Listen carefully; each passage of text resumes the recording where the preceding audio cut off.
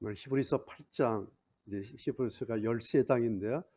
중반에서 종반으로 이렇게 넘어가는 그런 지점에 우리가 와 있습니다. 제가 히브리서 이제 시작할 때마다 매주마다 똑같이 하는 게 있죠. 이 편지를 받은 그 수신자들에 대해서 다시 확인을 해드리고 있습니다. 왜냐하면 다른 성경도 그런데 특별히 히브리서는 도대체 누구한테 보냈는가?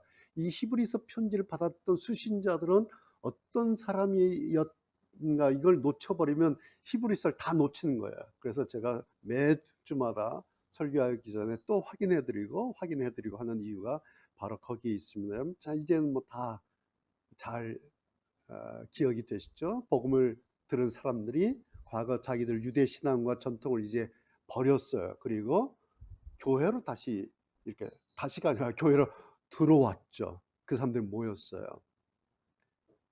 이 사람들이, 그러니까 태어나서부터 유대인으로 유대 전통에 살았던 이 사람들이 전혀 새로운 교회라고 하는 곳에 들어오기까지 이들을 이렇게 움직이게 한 가지가 있었죠. 그것이 뭡니까? 예수 그리스도의 복음이었어요. 이들의 삶을 완전히 바꿨던 이 복음이 얼마나 대단하고 얼마나 능력 있는 말씀이었겠습니까? 뭐 시시했으면 그들이 그렇게 했겠습니까? 자, 그런데 이제 여기까지는 좋은데 지금 이들이 환경이 세워졌잖아요.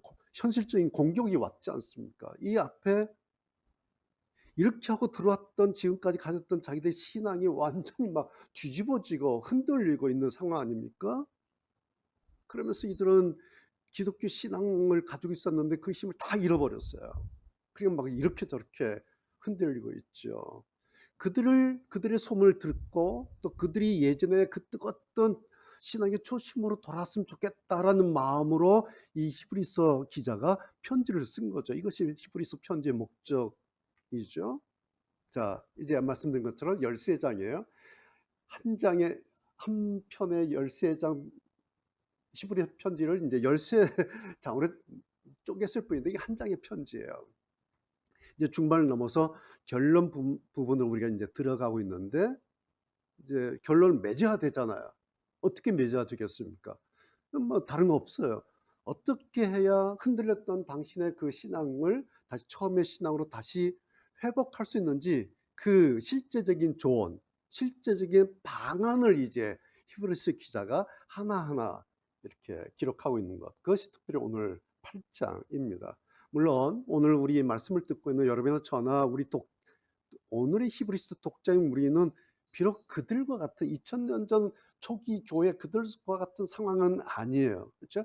그렇게 뭐 죽을 것 같은 뭐 그런 상황은 아니죠. 우리는 자유롭게 예배하고 자유롭게 예수 믿고 자유롭게 교회 생활을 합니다. 그러나 그럼에도 불구하고 우리 각자의 어떤 환경에서 이렇게 한번 생각해 볼 일들은 좀 있지 않겠는가, 그렇습니다. 첫 번째, 자, 오늘 제 설교 제목이 신앙의 힘은 어디에서 나온가, 이 설교 제목에 그 이야기는 뭐겠어요? 이 사람들이 흔들렸기 때문에 그렇지 않습니까? 신앙의 힘을 잃었기 때문에. 첫 번째 제목이 이런 거예요. 자, 그러면 처음에 뜨겁게 시작했던 그 신앙이 어느 순간부터 흔들렸는데 그 이유가 뭘까냐는 거예요. 여러분, 신앙이 흔들렸던 경험 많지 않습니까? 여러분, 저나 우리도 뭐 남들 못지않게 신앙이 얼마나 많이 흔들립니까? 그런 경험 다 있을 거야. 왜 그럴까? 그 이유 아세요? 내 신앙이 왜 흔들렸지? 왜 흔들리지? 그 이유가 뭘까요? 뭐 여러 가지 이유가 있어요. 그 이유를 다 종합해서 하나로 딱 요약한 것이 일타강사, 예수님께서 딱 짚어주신 게 있어요. 신앙이 흔들리는 이유, 딱 또 그 별표 3개예요, 이게. 그것이 마태복음 7장 26절, 27절 말씀입니다. 기억나시나요? 나의 이 말을 듣고 행하지 않는 자는 그 집을 모래 위에 찍은 어리석은 사람 같으리니, 비가 오고 창수가 나고 바람이 불어서 그 집에 부딪히면 무너진다. 그리고 완전 박살난다. 왜? 그 집을 세웠는데 모래 위에 지었기 때문에. 그러니까 그 집에 주초를 놨는데 주초가 뭐 기둥, 주춧돌이지 않습니까? 반석 위에 놓지 않고 모래 위에 놓았다는 거죠.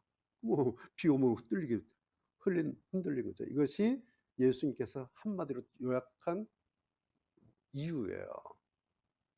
그러니까 오늘 이 히브리서 기자도 히브리 유대파 기독교인들을 흔들렸던 결정적인 원인도 바로 이거였다라고 보는 거예요.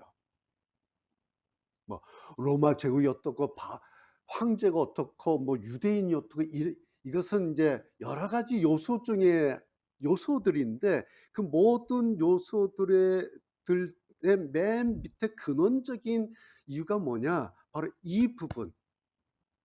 집을 반석 위에 세우지 않고 모래 위에 지었다라는 거죠. 우리가 13가지 신앙에 대해서 이야기하는데 세 번째 기억하시죠? 신앙이 힘이 있어야 신앙할 수 있다. 그러지 않습니까? 예, 이건 맞는 말이에요. 그런데 어떻게 해야, 또 무엇으로 해야 신앙의 힘을 얻을 수 있냐라는 거예요. 그 구체적인 방안이 뭘까? 그것이 오늘 우리가 읽은 히브리서 8장이에요. 자, 아까 그 예수님 말씀 가운데 여기에 나의 이 말을 듣고 행하지 아니하는 자는, 요 말씀이, 예수님이 이 말씀에 아주 중요한 힌트가 숨어 있어요. 우리는 모래 위에 지었고 반석 위에 짓지 않았게 이렇게 생각하는데, 그 앞에 예수님께서 나의 이 말을 듣고 행하지 않는 자는, 이 말씀이 있어요. 뭐죠? 안 들어서가 아니라는 거예요. 들은 게 없어서가 아니라는 거예요. 무너지는 이유가. 듣기는 다 들었다라는 거죠. 들었을 뿐만 아니라 들어서 알게는 됐다라는 거예요. 그래서 이 사람들이 자기네 유대교 전통 버리고 기독교 교회로 들어온 거 아닙니까? 네. 들었어요. 그래서 듣고 알고 동의했어요. 맞아. 이게 이제 나 이 신앙 할 거야라고 들어서 알게 돼서 동의해서 들어왔어요. 그런데도 결국에는 무너지는 거예요. 그 이유가 뭐냐니까 주처. 즉 신앙의 첫돌, 신앙의 기둥을 반석이 뭐겠어요? 하나님 말씀이지 않습니까? 예수 말씀 위에 세우지 않고 모래에 세웠다는 거죠. 모래가 뭘까요? 하나님 말씀도 있는데 거기에 이것저것 마구 섞인 첩탕 말씀 같은 거예요. 이게 하나님 말씀이 싹 빼고 모래만 있다는 얘기가 아니라 하나님 말씀도 있는데 거기에 막 이게 좀 막 다 들어가 섞였어요. 그래서 모래 끈끈함이 다 풀어져 가지고 힘이 없어져 버렸다, 그런 뜻이에요. 그러니까 여기서 중요한 포인트가 뭐냐니까 사람들이 집을 짓는데 급하다고 그냥 불이 나게 집을 지어서 무너졌습니다. 그게 아니에요. 집을 제대로 잘 지어야 되는데 집을 막 지어 가지고 무너졌다가 아니라 주초, 즉 기둥도 이 사람들이 세웠어요. 그리고 아랫돌도 잘 놨어요. 그리고 그 위에 남보란 듯이 집도 멀쩡하게 번듯하게 잘 세웠어요. 그래서 사람들 볼 때 집 세웠네. 저 사람 집 세웠네. 맞아. 믿음의 집 세웠네. 이렇게 말하겠죠? 그런데 집은 세웠는데 그 집을 지탱해야 되는 땅속 사연이 달랐다는 거예요. 땅 속에 있는 사연이 있었는데 그게 달랐는데 그 무슨 사연이냐니까 모래였지 하나님의 말씀이 아니었다라는 거예요. 근데 여러분 집을 우리가 보면은 집을 다 지면 이 집의 땅속 사연은 눈에 안 보여요. 그렇죠. 그게 이번 순살 아파트잖아요. 순살 아파트. 시멘트 콘크리트 붓고 덮고 거기다 그 페인트 바르고 입주하시오. 공사 끝났습니다. 이제 입주하시오. 그럼 아무도 몰라요. 그냥 입주하는 거예요. 그래서 어느 날 그냥 와르르 하는 거 아닙니까? 예. 안 보여요, 그거는. 신앙이 흔들리는 이치도 이것과 똑같아요. 지금 히브리파 유대인들이 신앙이 흔들렸던 이유도 이것과 똑같아요. 그래서 재시공하는 차원에서 하신 말씀이 오늘 8장의 10절이에요. 10절 여러분 보세요. 히브리서 10절. 흔들렸던 이 사람들 집을 다시 재시공해야 되는데 어디부터 시공을 해야 되는가? 10절. 자, 나중에 내가 다시 이스라엘 백성과 함께, 거기 나중에 내가 다시라고 하는 건 뭐겠어요? 지난번 것은 폐기하겠다는 거예요. 리모델링 하는데 거의 다 걷어낸다는 거예요. 거의 뭐 새로운 공사한다는 얘기예요. 나중에 내가 다시 이스라엘 백성과 함께 새 언약을 맺을 것이다. 여기 새 언약을 맺을 것이다 라는 것은 뭐냐니까, 자, 이번에는 내가 방법을 다시 하겠다는 얘기예요. 이제 지난번 방법이 아니라 이번에는 방법 자체를 내가 바꿔버리겠다. 어떻게? 그 다음 보세요. 내가 나의 가르침을, 하나님의 말씀이죠. 내 법, 하나님의 법, 율법, 토라 혹은 하나님의 말씀을 그들 마음속에 새기고 그들의 가슴에 기록할 것이다. 여기에 새로운 방식이 뭐냐라니까, 새기고 기록하는 방식으로 한다는 거예요. 어디에? 마음에. 그들 마음속에 내가 새길 거야. 그리고 그들 마음에, 가슴에 내가 기록할 것이야. 이런 방식으로 재시공을 할 것이야. 그 다음 보세요. 그래서 그렇게 하면 나는 그들의 하나님이 되고 그들은 내 백성이 될 것이다. 어떻게? 만약 그렇게 한다면, 만약 마음속에 새기고 그들 가슴에 기록하게 한다면, 그러면 나는 그들의 하나님이 되고 그들은 내 백성이 될 것이다. 이게 10절이에요. 이것이 8장에서 제안하고 있는, 제목을 붙이자면 이런 거예요. 흔들리는 신앙 위기 타개책. 제가 이렇게 붙였어요, 제목을. 10절은 제목이 흔들리는 신앙 위기 타개책. 흔들리는 신앙의 위기가 왔는데 그것을 어떻게 바꿀 것인가가 10절이에요. 자, 오늘 10절을 읽어보면, 지금까지 그동안 이 히브리 유대 교인들의 상황이 이랬었구나 라고 하는 것의 반증이에요, 10절이. 자, 다시 말씀드려요. 자, 이 사람들이 예수의 복음을 전해서 듣기는 들었어요. 그래서 전혀 새로운 감동을 받고, 그리고 도전을 받아서 그들이 자기네들 터전이었던 유대 전통 사회를 떠났어요. 그리고 새로운 기독교 공동체로 이전해서 입주해서 들어왔어요. 그런데 그 후 그들의 신앙 리모델링, 그러니까 유대교 전통에서 기독교로 돌아와서 신앙을 이제 리모델링 해야 됐잖아요. 지금까지는 기독교 유대 전통 신앙을 가지고 있었는데 이제 다른 동네 다른 집 입주를 했으니까 이제 리모델링 공사에 했는데, 거기에 리모델링 공사하면서 허점이 있었다라는 얘기예요. 그 허점을 다시 하겠다. 그 부분을.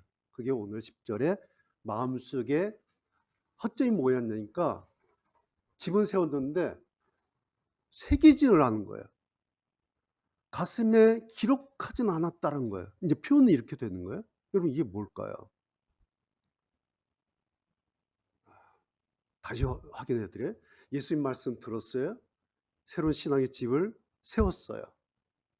그래서 자기들도, 유대인들 자기들도, 그리고 동네에 있는 다른 사람들도 볼 때, 야, 저 사람들이 이제 정통 유대 신앙인이 아니라 이제 기독교 신자로 개종했구나, 저 사람들은. 그래서 이제 교회로 들어갔구나 라고 다들 그렇게 보고 생각했어요. 그래서 그렇게 인정했어요. 저 사람들이 이제 개신교 기독교인들이야. 자기들도 그렇게 생각했고, 동네 사람들도 다 그렇게 생각했고, 유대 자기 사람들도 다 그렇게 생각했어요. 그래서 막상 뚜껑 열고 보니까 그 신앙, 그들의 세웠던 새로운 신앙 기초가 주초에 그것을 모래 위에 세웠냐 반석에 세운 건가 라는 그런 문제가 있었다라는 거예요. 그런데 위험하게도, 정말 이건 위험하게도 좋았던 시절에는 이걸 몰랐어요. 새로운 집을 지었는데 밑에 어디다가 이 집을 세웠는지를 좋았던 시절에는 아무도 몰랐어요. 그냥 그 집 지었네, 번듯하네, 이제 새로운 사람이 됐구나, 새로운 종교를 가졌구나 저 사람들은. 그래서 핍박이 없고 박해가 없던 시절에는 자기들도 몰랐어요. 남들도 몰랐어요. 아무도 몰랐어요. 그 사실을.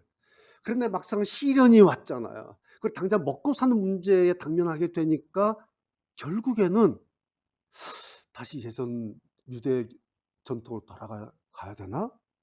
그러면 안 되나? 그러면서 왔다 갔다 흔들리더라는 거예요. 그래서 이 사람들을 이제 히브리서 기자가 편지를 하면서 7장까지는 막 위로해 주잖아요. 격려해 주잖아요. 그렇게 한 다음에 오늘 8장이 와서는 결정적인 메스를 확 된 거예요. 8장이 와서. 이제 시간이 없어요. 이제 13장 하면 끝나거든요, 이 편지가. 그리고 8장 이제 종반을 가면서 드디어 메스를 꺼내서 훅 된 거예요. 역으로 말하면 10절이 무슨 뜻이에요? 그러나 여러분은 주의 말씀을 당신들 마음속에 새기지 않았던 거고, 주의 말씀을 자기들 가슴에 기록하지 않았던 거였다, 이런 얘기예요. 10절이. 자, 그렇다면 이거예요. 두 번째는 하나님의 말씀을 듣는 것과 그 말씀을 자기 마음속에 새기는 것은 어떻게 다른가? 말씀을 듣는 것과 가슴에 기록하는 것은 뭐가 다른 걸까? 어떻게 다른 걸까? 지난번에 좀 이 부분 말씀을 드렸죠. 예전에 우리 어렸을 때 수도가 아직 없을 때 펌프로 물 마셨잖아요. 그때 펌프 막 동네마다 펌프 공사했잖아요. 펌프 심느라고. 기억나시죠? 펌프 공사할 때 어떻게 한다 이렇게 생각해 보세요. 그러면 땅에 일단 구멍 뚫어요. 그리고 파이프를 집어넣어요. 그리고 파이프를 계속 때려서 내리잖아요. 그렇죠? 계속 때려서 내려요, 파이프를. 물을 어떻게 해서 어디까지 내리죠, 파이프를? 우린 모르는데 지하수 수맥이 흐르는 곳까지 파이프를 내려요. 그렇죠? 거기에 닿을 때까지 파이프를 계속 때려서 덩덩덩덩 때려서 내리지 않습니까? 그래서 물이 팍 어느 순간 터져나와, 야, 수맥에 닿았구나, 그렇게 말을 해요.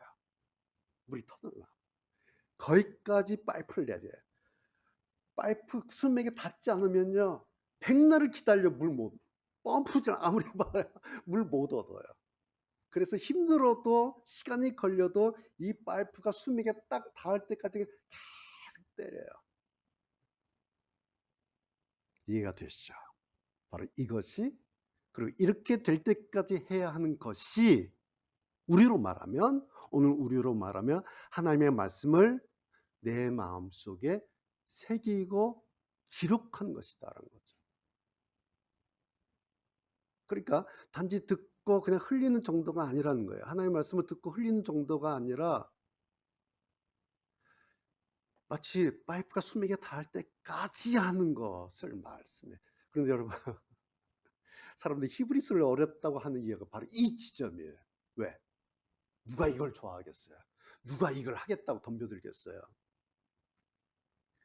이렇게 하는 걸 사람들이 좋아하지 않아요. 왜? 너무 바쁘니까. 그리고 너무 시간 걸려요. 그 다음에 의심이 돼요. 도대체 언제까지? 사람들은요, 그냥 기도해서 좀 믿습니다. 기도해서 응답받고 하늘에서 복 떨어진 거 이런 거 좋아해요. 근데 히브리서를 다 뒤져봐도 그런 얘기는 없어요. 히브리서. 특별히 오늘 8장 보면. 그래서 저는 목사로서 정직하게 이 얘기를 하는 거예요. 사람들이 싫어하는, 사람들이 기대하지 않는. 왜? 8장에서 그렇게 말씀하고 있으니까. 우리가 그러잖아요. 하나님의 말씀 들었어요? 들으면서 계속 생각하고 있지 않습니까? 여러 표정 보니까 계속 생각하시는 거예요. 그렇잖아요. 그렇죠? 들으면서 생각하고 마음에 맞아. 그렇구나. 라고 동의가 될 때도 있죠. 되기도 하죠. 그러면 어떻게 해요? 그 다음은 여기서 끝나나요? 그러지 않아요. 동의가 되면 그 말씀이 내 것이 될 때까지, 내 안에 자리를 잡을 때까지. 그래서 지난번 고급스럽게 말씀의 자기 내면화 이런 표현을 썼죠. 혹은 조금 더 쉽게는 말씀의 되새김질 이런 표현을 썼죠. 말씀을 듣고 생각해봐. 맞아, 저거였구나. 저렇게 해야 되는구나. 라고 동의가 되면 그 말씀이 내 안에서 소화될 때까지 계속 돌리는 거. 그래서 이 말씀이 허공에서 흩어지지 않도록 붙들고 있는 거. 이것이 오늘 10절에 보면 새기고 기록하는 것이다라는 거예요. 여러분, 근데 왜 이 흔들리는 히브리파 유대 기독교인들한테 히브리서 기자가 사람들이 싫어하는 이 방식을 제시했을까요? 그냥 쉽게 여러분 집사들 그 삼각산 올라가서 주여 믿습니다 3박사 기도하고 오세요. 그러면 로마 군인들 다 죽을 겁니다. 네로 황제 죽도록 기도하십시오. 하늘에서 불이 떨어지도록 기도하십시오. 그럼 여러분 이제 자유를 얻을 것입니다. 이런 뉘앙스가 없어요. 대신에 사람들이 제일 관심도 없어하는 새기게 기록하는 이런 방식을 제시하고 있어요. 그 이유가 뭘까? 여러분 그 이유를 아셔야 돼요. 그 이유가 뭘까요? 이유는 딱 하나예요. 이 방법밖에는 우리의 신앙이 흔들리지 않게 할 수 있는 방법이 없기 때문에 그래요. 이것이 히브리서 8장이에요. 그래서 이건 완전히 새로운 방식이에요. 유대인들 입장에서 볼 때는 이건 완전히 새로운 방식이에요. 그래서 그 옛 언약의 방식에서 새 언약의 방식이에요. 과거에 옛 언약이라고 하는 것은 자기들로서 형식적으로 했던 그 옛 언약에 비해서 마음에 새기고 마음에 기록하라는 이 새 언약은 전혀 다른 방식. 이게 뭐냐니까요. 신앙하는 방식이 달라졌다라는 얘기예요. 이제는 유대 전통에서 기독교라고 하는 것은 물론 신앙의 내용도 달라지고 모든 게 다 달라졌는데 특별히 신앙하는 방식도 달라졌다라는 것을 의미하고 있어요. 그런데 이걸 지금 몰랐어요. 그러니까 기독교로 왔는데 이 사람들이 신앙하는 방식을 어떻게 방식했냐니까 유대 전통 방식으로 그냥 기독교 신앙을 했던 거예요. 자, 옛 언약 방식이 뭐예요? 율법 방식. 문자 그대로 빼먹지 않고 틀림없이 수행하면 돼요. 이게 옛 언약의 방식이에요. 뭐예요? 하라 하지 마라. 하라 그러면 하면 되고요. 하지 마라 그러면 안 하면 돼요. 머리 쓸 필요도 없어요. 복잡하게 생각할 필요도 없어요. 그냥 하라 그러면 그냥 하면 돼요.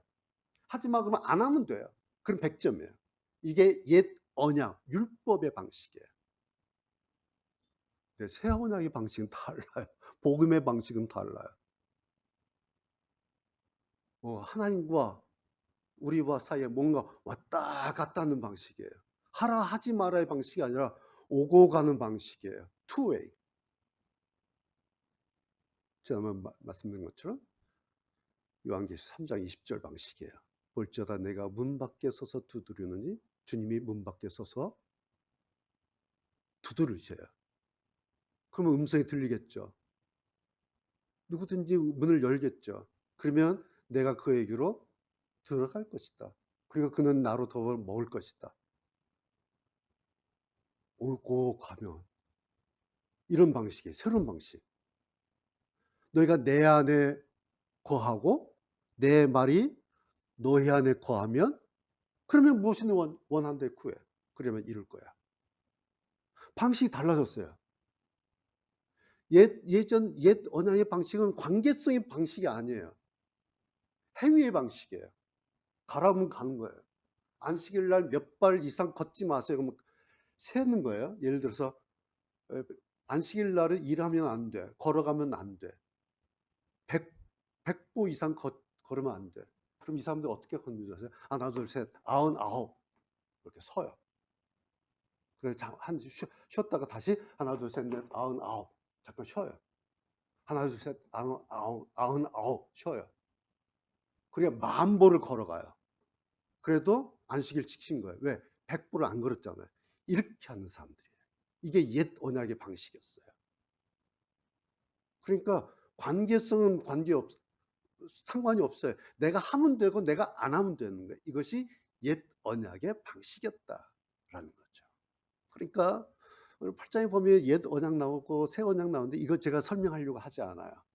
딱 하나 뭐냐니까 신앙하는 방식이 완전히 달라졌다는 거죠. 그래서 우리 교회가 제가 말씀드렸던 것이 9번째 이런 거였어요. 신앙은 이제 하나님에 대해서 얘기하는 게 아니라 하나님과 개인적으로 만나서 친밀하게 교제하고 사귀는 게 이게 신앙이다. 투웨이.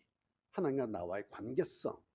7번째, 신앙은 나에겐 예수라는 친구가 있어. 이 생각하면서 예수님과 나와 관계성을 맺는 것이다. 이게 신앙이다. 이제 신앙은 방식이 달라졌어요. 그런데 오늘 6절 보면 이렇게 하는 것이 옛 언약보다 훨씬 좋은 거다. 이렇게 하는 것이 옛 언약에서 기계적으로 했던 그 방식보다 더 좋은 약속이다. 이렇게 말씀하고 있잖아요. 그럼 더 좋은 걸 하는 거예요. 하는데 이 언약과 약속을 현실화할 수 있는 유일한 그리고 마지막 방법이 바로 하나님의 이 말씀을 내 마음에 새기는 것, 내 마음에 기록하는 방법밖에는 없다라고 하는 것이 오늘 이 히브리서 기자가 제안하는 회복의 방법이에요.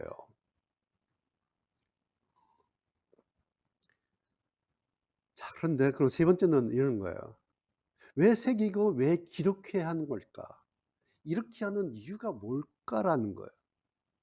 그냥 무턱대고 하는 게 아니라 생각 없이 하는 게 아니라 왜 새기라 그랬지? 왜 기록하라 그랬지? 그 이유가 뭘까라는 거예요. 오늘 10절을 헬라 직역 성경으로 헬라어로 직역 그냥 번역하면 이렇게 번역돼요. 내가 그들 가운데 내 토라, 여호와의 말씀이죠. 내 토라를 주고 그들 마음에 내가 그것을 기록하여서 나는 그들의 하나님이 되고 그들은 내 백성이 될 것이다. 오늘 쉬운 성경 번역과 거의 비슷해요. 자, 보세요. 옛 언약 세 계명 나오잖아요. 첫 번째 시내산의 옛 계명은 어디에 새겼냐니까 돌에 새겼죠. 여러분 잘 아시죠? 네. 그래서 모세를 통해서 이스라엘 백성들에게 전달을 하셨어요. 시내산 가서 받아서 전달했죠. 이것이 옛 언약 첫 번째 계명이에요. 자, 그 언약을 계명을 이제 폐기하시고 두 번째 새 계명을 주셨는데 두 번째 계명은 사람들 돌이 아니라 마음에 하나님께서 직접 기록하시겠다는 거예요. 굉장히 좀 어려운 표현이기는 하는데 쉽게는 이런 뜻이에요. 즉 이제는 모세같이 누구를 통해서 전가를 보내서 통보하고 전달하신 것이 아니라 이제 하나님께서 직접 그 사람하고 하시겠다는 거예요. 내가 너하고 하겠다 이제. 내가 너하고 하고 너하고 하고 너하고 하고 내가 그 사람하고 직접 하겠다. 이것이 새 계명의 방식이에요. 그래서 이 말씀이요. 오늘 이제 이 말씀을 듣는 우리 쪽, 오늘 우리 쪽께서는 이제 이 하나님 말씀을 대하는 태도가 단지 귀로 전해 듣고 좋다 하고 끝내는 정도가 아니라 이제는 마치 이 하나님의 말씀을 내 마음에 새겨지듯이 내 마음에 펜으로 기록되듯이 그 정도까지를 이제 우리는 염두에 둬야 한다. 그런 의미예요. 여러분이나 저나. 그래야 비로소 하나님 말씀이 우리에게 우리 신앙에 나에게 내 신앙에 비로소 힘으로 작동된다라는 거예요. 예. 새기고 기록한 이유가 그냥 새기고 기록하기가 아니라 그래야 비로소 하나님의 말씀이 나에게 힘으로 작동되기 시작한다는 거예요. 스위치가 이제 들어가는 거예요. 그러니까 4장 12절 우리 얼마나 암송합니까? 하나님의 말씀은 살아있고 힘이 있습니다. 얼마나 좋은 말씀이에요. 라고 하는 4장에서 슬쩍 던졌던 이 언급이 어떻게 해야 되지? 어떻게 하나님의 말씀이 살아있고 나에게 힘이 되지? 그것을 이제 8장에 와서 이렇게 확인시켜줘요. 그 4장의 그 좋은 말씀이 어떻게 실제화될 수 있을까가 8장 오늘 10절 이 말씀이에요. 여러분 저는 히브리서 4장 12절 얼마나 좋아요. 하나님의 말씀 살아있고 능력 있고 얼마나 좋아요. 그래서 묵상하고 암송하고 막 그래요. 그런데요.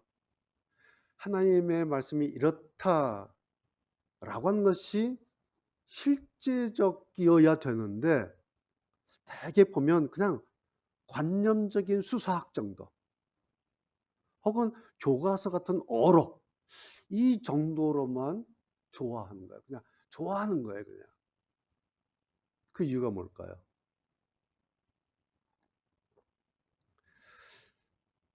우리가 이 감성이라고 한 용어하고 감동이란 말 있잖아요. 감성이란 말하고 감동이란 말이 좀 달라요, 사실은. 근데 이걸 좀 우리가 놓치고 살아요. 감성? 감성적이다. 감동적이야. 이게 좀 달라요. 어떤 말씀을 듣고요. 우리가 그러잖아요. 참 이 말씀 은혜롭다. 은혜로운 말씀이야. 목사님 오늘 은혜 받았습니다. 라고 여기서 끝나면, 말씀을 듣고 이렇게 느끼는 지점에서 끝나면 그건 그냥 감성의 선에서 끝나는 감성. 이게 감성이라는 거예요.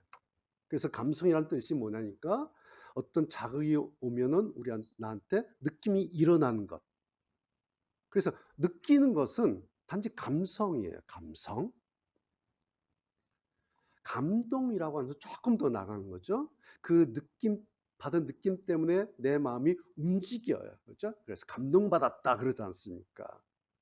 그런데요, 여기서 감성이든 감동이든 이 정도 선에서 끝나면 감성이나 감동이나 사실 같은 거예요.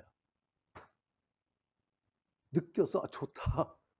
마음이 움직이는 너무 좋아. 라고 여기서 끝나면 이건 그냥 감성이든 감동이든 똑같은 거예요. 이것이 그러니까 감성과 감동이 느낌에서 끝나지 않고, 느낌이란 건 뭐예요? 날아간다는 거예요. 없어지는 게 느낌이에요. 그렇죠?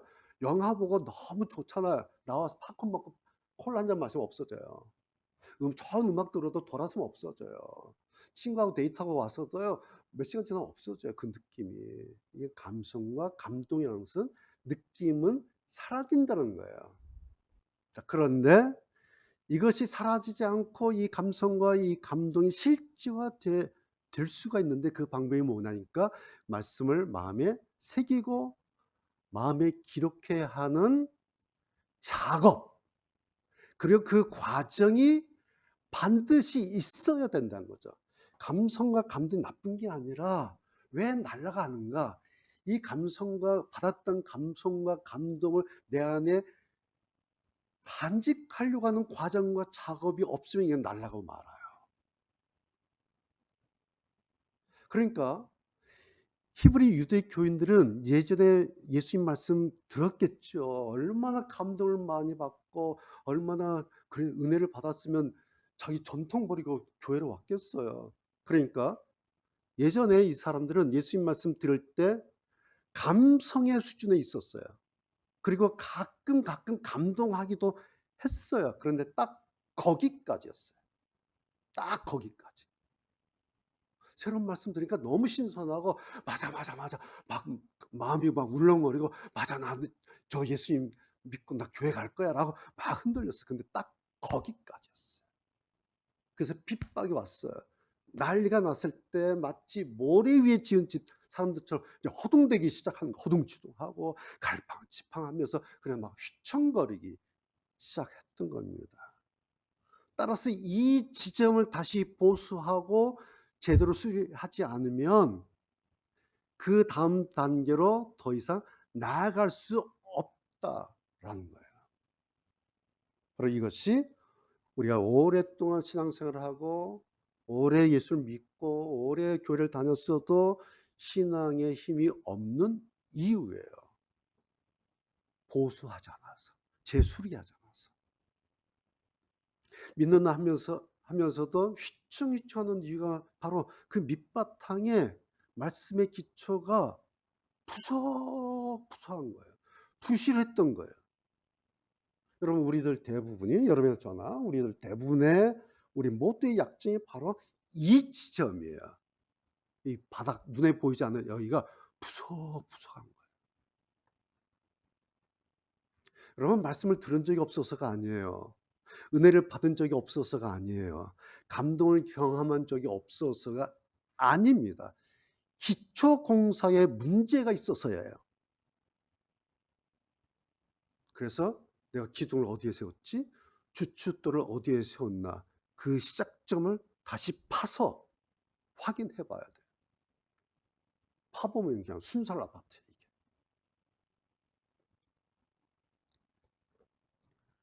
그래서 많은 분들이 있는 얘기를 해요. 나 예수 처음 믿을 때 은혜 받을 때 막 감동하고 눈물 흘리고 막 기도하고 철회하고 그때로 좀 돌아왔으면 좋겠다 그래요. 처음 은혜 받을 때 돌아가고 싶다 그래서 막 그걸 그리워하는데 가만 들여다보면 뭐냐니까 그것이 바로 어린아이 감성이에요. 감성. 사람들이요. 그런데 신앙이 식고 마음이 무뎌지면 예전처럼 그런 느낌을 막 다시 가져보고 싶잖아요. 막 그리워요. 나 좋았던 시절이 있었는데 막 뜨겁고 막 펄펄 뛰었던 시절인데 왜 안 되지? 막 눈만 감으면 눈물이 나와 막 그랬던 시절인데 다시 하고 싶어. 의도는 좋아요. 생각은 아름다워요. 그러나요, 10년 지나고 20년 지나서 나이가 들면요, 예전에 그런 감성은 전혀 새로 생기지 않습니다. 제가 선언적으로 얘기해요. 세월 흐르면요, 아무리 애를 써도 예전에 그 감성 생기지 않아요. 그런 것은 우리가 처음 예수 믿었을 때, 처음 은혜 받았을 때 느꼈던 아기 같은 감성이에요. 우리가 신앙 회복이라는데 이걸 회복시키는 게 아니에요. 이 지점을 다시 경험해 보는 게 신앙 회복이 아니에요. 신앙 회복이라고 하는 것은 그런 느낌의 감성을 회복하는 것을 말하지 않습니다.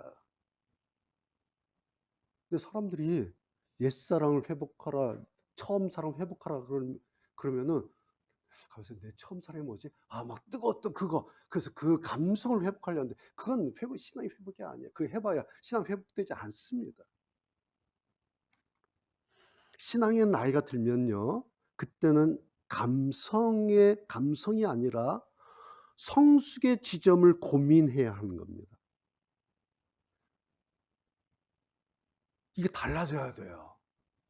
감성의 지점을 회상하는 게 아니라 성숙의 지점을 고민해야 되는 거예요. 오늘 히브리서 8장에 강조하고 있는 내용이 바로 이 지점이에요. 하나님의 말씀을 단지 귀로 듣는 차원에서 이제는 하나님의 어떤 그 말씀을 하나를 자기 마음에 단 하나라도 자기 마음에 새기려고 하듯이 말씀 하나를 자기 마음에 기록하려고 하듯이 그렇게 대하는 자세를 가지지 않으면 그 다음에 신앙 성장을 기대할 수 없다라고 하는 것이 8장의 권면이에요. 저는 그 생각해 본 거예요. 8장 이 부분을 생각하면서 왜 여기까지 끌고 오셨나? 왜 새기라 하고, 왜 기록하라고, 왜 이렇게까지 하신 이유가 뭘까?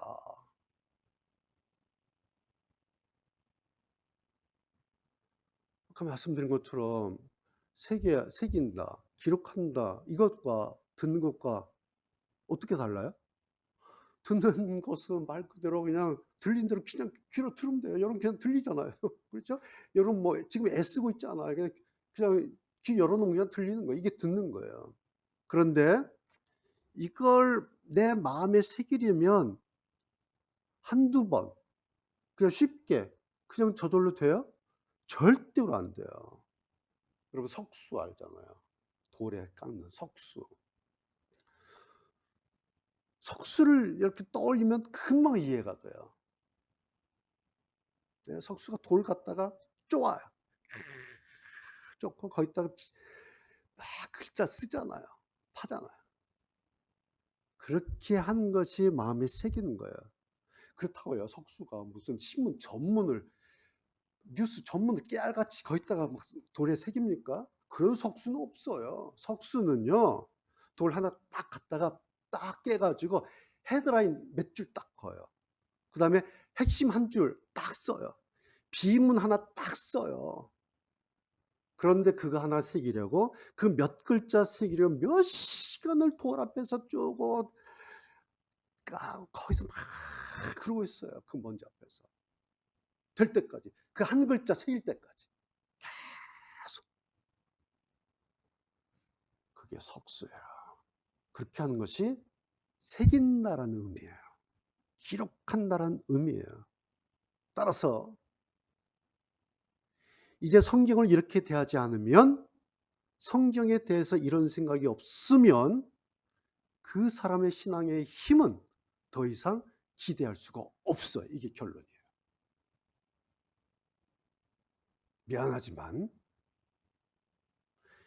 이제부터는 성경을 이렇게 대하지 않으면, 성경에 대해서 이런 생각을 가지고 있지 않으면 그 사람 신앙의 힘이라고 하는 것을 더 이상 기대할 수 없다. 이 한국 교회가 복음을 받은 지 거의 한 150년째 이제 가고 있잖아요. 굉장히 오랜 세월 지났어요, 입이. 그 뭘 의미한 줄 아십니까? 이제는 교회도요, 신앙도 시대가 그만큼 바뀌었다라는 얘기예요. 제가 지난주부터 이제 줌으로 그 몽골 신학교 강의를 해요. 월요일마다 100분씩. 일곱 분의 그 몽골 그 목사님들 석사 과정인데요. 그 통역하면서 강의를 해요. 지난 월요일 날 이제 첫 시간 개강을 했는데, 많은 생각을 하게 돼요. 그래서 첫 시간 지난주에는 제가 물어봤어요. 몽골 상황이 어떻습니까? 몽골 교회 상황이 어떻습니까? 코로나 이후 어떻습니까? 들어보니 한국 교회는 거의 다 똑같아. 선교 150년 된 한국 교회 지금의 상황이나 이제 선교 이제 시작되는, 복음이 들어가서 이제 시작되는 몽골 교회 상황이나 똑같아요. 그렇죠? 네, 똑같아 이제 상황이. 그래서 이제 계속 생각하는 거예요. 이 몽골 목사님들한테 뭘 강의를 해야 될 건가? 어떻게, 제목이 교회 교육론이에요. 저한테 이제 제가 전공이 교회 교육이니까 제 이제 석학은 13주 동안 강의가 교회 교육론. 이걸 어떻게 할 것인가? 저 계속 머릿속에 이제 강의가 돌고 있어요. 다시 제가 말씀드린 거는 시대가 바뀌었어요. 교회도 바뀌었어요. 여러분, 코로나 터지면서 우리가 안 쓰던 용어 막 썼잖아요. 비대면 예배, 뭐 대면 예배, 생전 쓰지 않았던 거를 막 3년 동안 처음에 얼마나 날렸으니까, 대면 예배냐 비대면 예배냐 뭐 하면서 영상 예배. 그래서 우리 교회도 이제 영상 예배 하는데, 그 코로나 끝났어요. 그럼 이제 이게 없어, 이제 요즘 쓰지도 않죠. 근데 요즘에 나오는 용어가 뭔지 아세요? 온라인 예배. 온라인, 오프라인, 온라인. 그래서 이거 지금 우리가 온라인이에요. 여기 오프라인도 있고 온라인도 있고. 온라인. 이거 뭐예요? 코로나 4년 끝나고요, 시대가 확 바뀌어 버렸어요. 교회 환경이 확 바뀌었어요. 그 이야기는 뭐냐면, 신앙하는 방식을 다시 생각해야 된다는 얘기예요.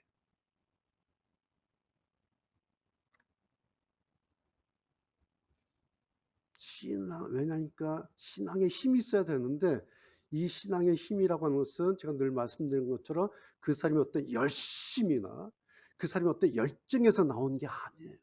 그렇죠? 우리가 다 경험해 봤잖아요. 열심히 한다고 신앙의 힘이 생기지 않아요. 생기는 것 같은데 훅 날아가 버려요. 어느 날 보면 교회가 어떤 프로그램을 제공해요. 그래서 교회가 제공해 어떤 프로그램이 잠깐의 감성을 적셔줄 수가 있어요. 심리학 프로그램, 여러 이런저런 프로그램으로 성도들의 감성을 잠깐 적셔줄 수 있어요. 그런데 그 사람 신앙에 힘을 불어넣어 주는 것은 아닐 수도 있어요. 왜? 아무리 좋은 프로그램을 제공해도 자기 마음에 기록하듯이 새기지 않으면 그건 그냥 감성의 MSG로 끝나요. 감성의 MSG. 저는 그런 감성이라도 필요해요. 우리는 그런 감성이라도 있으면 좋겠어요. 라고 해서 그 프로그램만 계속 그냥 돌리다 보면 결과가 뭔지 아세요? 영양 과다 비만증에 걸려요.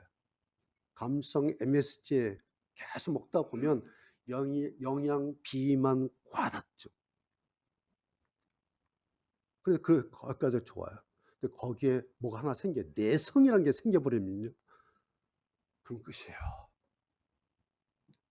거기에 영양 과다 비만증의 내성이 생기면요, 그 다음은요 교회가 시시해져 버려요. 하나님 말씀이 시시해져요. 모든 프로그램이 시시해져 버려요. 재미가 없어지고 시시해져 버려요. 그리고 끝나는 겁니다. 그래서 히브리서 기자가 이렇게까지 여기에 쐐기를 펀 이유가 뭐겠습니까, 여러분? 그 이유가 뭘까요? 마음에 새겨야 됩니다. 기록해야 된다라고 이렇게까지 쐐기를 박은 거예요. 제가 볼 때는 다른 방법, 이런 방법, 저런 방법, 이런 프로그램, 저런 프로그램이 없어요. 딱 하나 유일하게 이제 하나님의 말씀을 마음에 새기고 기록해야 된다. 쐐기를 확 박았어요. 그 이유가 뭘까요? 그냥 하지 않아요. 이유가 있어요. 뭘까요? 그 다음에, 그런 다음에 얻게 되는 최고의 복 때문에 그래요. 뭐예요? 네 번째, 나는 그들의 하나님이 되고 그들은 내 백성이 될 것이다. 그럼 여러분, 좀 이상한데? 이게 눈에 띄어야 돼요.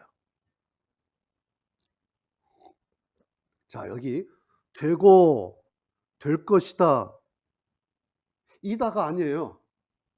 그러면 나는 그들의 하나님이 되고, 그렇게 하면 그들은 내 백성이 될 것이다. 되고 될 것이다? 나의 가르침을 마음속에 새기고 마음에 기록하면, 그러면 나는 그들의 하나님이 되고, 그러면 그들은 내 백성이 될 것이다. 그렇다면 이게 무슨 얘기예요? 아니, 지금까지 그들은 그들의 하나님이 아니었다는 얘기인가? 그들은 하나님의 백성이 아니었던 건가? 이게 무슨 아닌가? 심지어는 8장 1절 보세요. 저는 1절이 제일 좋았어요. 1절. 뭐가? 예수님은 하나님과 함께 우리와 함께 있다. 그래서 저는 1절에 동그라미 쳤어요. 너무 좋은 거야. 예수님은 하나님과 함께 우리와 함께 있습니다. 1절에서는, 8장을 시작하면서 1절에서는 우리와 함께 있다고 분명히 그랬잖아요. 그런데 10절 이제 와서는 단서를 다뤘어요. 새겨야 되고 기록하면, 그러면은 하나님 되고 백성이 될 것이다. 이게 성경의 자기 모순 아닌가? 그렇죠? 1절과 10절은 마치 자기 모순처럼 보여요. 충돌하는 거예요, 이게. 그런데 아니에요. 사법적으로 보면요, 법적으로 보면, 그리고 문자적으로 되고 될 것이다, 그렇다라는 의미가 아니에요. 문자적 의미가 아니죠. 하나님의 마음이 이러시다라는 거예요. 이렇게 말씀하시는 하나님 마음이 이런 거야, 그런 뜻이에요. 이런 게 이제 성경의 수사, 레토릭이에요. 그러니까 성경 문자로 되어 있는데, 성경의 문자는 하나님의 마음이라는 메시지를 늘 가지고 있어요. 문자 안에는 하나님의 메시지가 들어가 있어요. 그래서 이것을 읽어내는 것을 우리가 성경 해석하기다, 그렇게 얘기를 해요. 그래서 모든 성경 구절에는 해석이 동원돼야 해야 돼요. 성경을 해석하지 않으면요, 성경이 단순한 글자로 끝나요. 단순한 글자로 끝나면 이걸 써먹는 놈들이 이단 교주들이에요. 해석하지 않아요. 그리고 지네들이 해석해버려요. 그래서 늘 해석을 하는 거예요. 도대체 이 글자 안에 하나님의 마음이 뭘까? 말씀을 한 마음에 새기고 기록해야 비로소 하나님의 백성이 되고 하나님의 자녀가 된다는 그 의미가 아니에요. 하나님께서 우리에게 이렇게 하기를 기대하신다, 그런 의미예요. 하나님께서 원하시는 것은 너희들이 내 말을 너희들 마음에 기록하듯이, 너희들 마음에 새기듯이 그렇게 했으면 너무너무 좋겠어. 내가 그걸 바래. 왜 그럴까요? 왜냐하면 적어도 이래야, 이러는 우리 때문에 하나님도 하나님 같은 폼이 나시는 거예요. 우리가 이래야. 우리도 우리가 이래야 우리도 하나님 백성난 폼이 나요. 이래야 신앙이 멋져질 수 있기 때문에 그렇다라는 거예요. 이러지 않으면, 뭐 예수 믿는 사람 뭐 저래, 이렇게 된다는 거예요. 네. 오늘 말씀 이제 이해되십니까? 말씀 마칠게요. 우리가 이 주님의 이 마음을 이해를 해야 돼요. 하나님의 이 마음을 이해해야 돼요. 그래서 이해가 되면 하나님 마음이 그거였구나 라고 이해가 되면 그렇다면 그러면 성경의 이 기대치, 성경의 이 말씀에 나도 한번 올라서 보고 싶다 라는 마음이 들면 그렇게 하는 거예요. 그렇다고 절대로 강요하지 않아요. 성경은요, 강요하지 않아요. 성경은요, 하나님의 마음이, 하나님의 방식이, 성경의 방식이 이렇다라고 그래요.